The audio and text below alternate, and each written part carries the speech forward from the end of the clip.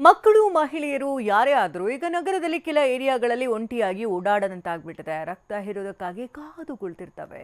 TV9 ಬಾಬೋ ಅಭಿಯಾನ ನಡೆಸಿದ್ರು. BBMP dog squad guard ನಿದ್ರೆಗೆ ಜಾರಿದೆ.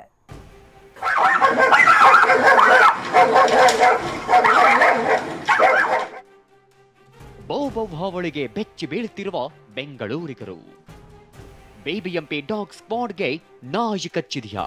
ಸಿಲಿಕಾನ್ ಸಿಟಿ ಬೆಂಗಳೂರಿನಲ್ಲಿ ಇರತಕ್ಕಂತಹ ಶ್ವಾನಗಳ ಬಗ್ಗೆ TV9 ರಿಯಾಲಿಟಿ ಚೆಕ್ ಮೂಲಕ ಅಭಿಯಾನ ನಡೆಸ್ತಿದೆ. ಈಗ ಇರ್ತಕ್ಕಂಥದ್ದು ಹೊರಮಾವು ಬಳಿ ಇರ್ತಕ್ಕಂಥದ್ದು. ಹೊರಮಾವಿನ ಅಗ್ರ ಕೆರೆ ಬಳಿ ಏನಿದೆ, ಕೆರೆ ಬಳಿ ಸಾಕಷ್ಟು ಇಲ್ಲಿ ಶ್ವಾನಗಳಿಂದ ಸಾಕಷ್ಟು ಜನರಿಗೆ ತೊಂದರೆ ಆಗ್ತಿದೆ.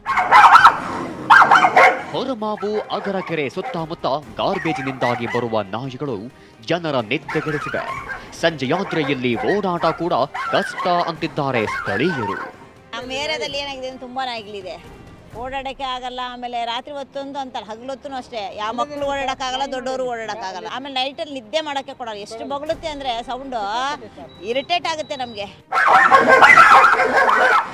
ರಾಜ್ಯ ರಾಜಧಾನಿ ಬೆಂಗಳೂರಿನಲ್ಲಿ ಬೀದಿ ನಾಯಿಗಳ ಕಾಟ ಹೆಚ್ಚಾಗಿರ್ತಕ್ಕಂಥದ್ದು. ಆ ಹಿನ್ನೆಲೆಯಲ್ಲಿ ನಾವು ಈಗ ಅಗ್ರಹಾರ ದಾಸರಳ್ಳಿಯ ಪಟಾಲಮ್ಮ ದೇವಸ್ಥಾನ ಬಳಿ ಇರ್ತಕ್ಕಂಥದ್ದು ನಾವು ನೋಡ್ಬೋದು. ದೃಶ್ಯಗಳಲ್ಲಿ ಸಾಕಷ್ಟು ನಾಯಿಗಳಿಂದಾಗಿ ಸಾಕಷ್ಟು ಬೆಂಗಳೂರಿನಲ್ಲಿ ತೊಂದರೆಗಳಾಗ್ತಿವೆ.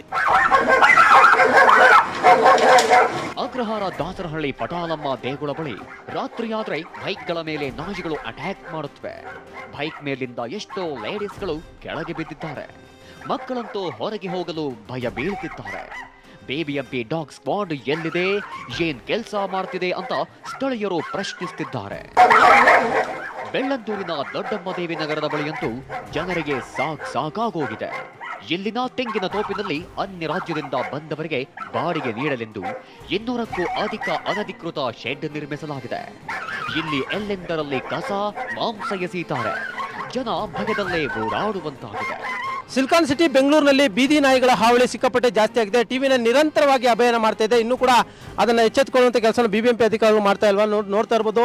ಬೆಳ್ಳಂದೂರಿನ ದೊಡ್ಡದೇವಿ ನಗರದ ಹಿಂಭಾಗದಲ್ಲಿರುವಂಥ ಈ ಒಂದು ತೆಂಗಿನ ತೋಪು ಏನಿದೆ, ಈ ಒಂದು ಭಾಗದಲ್ಲಿ ಸಿಕ್ಕಾಪಟ್ಟೆ ನಾಯಿಗಳ ಹಾವಳಿ ಇದೆ. ಬೀದಿ ನಾಯಿಗಳು ಯಥೇಚ್ಛವಾಗಿದ್ದಾವೆ. TV9 ಬೌ ಅಭಿಯಾನದಿಂದ ಬಿಬಿಎಂಪಿ ಹೆಲ್ಪ್ ಲೈನ್ ತೆರೆದಿದೆ. ಆದರೆ ಎಷ್ಟು ಮಾಡಿದ್ರೆ ಬೀದಿ ನಾಯಿಗಳ ಕಾಟ ತಪ್ಪಲ್ಲ. ಡಾಗ್ ಸ್ಕ್ವಾಡ್ ನಿದ್ದೆ ಬಿಟ್ಟು ಎಚ್ಚೆತ್ತುಕೊಳ್ಳಬೇಕಿದೆ. ವಿನಾಯಕ್ ಗುರವ್, TV9 ಬೆಂಗಳೂರು.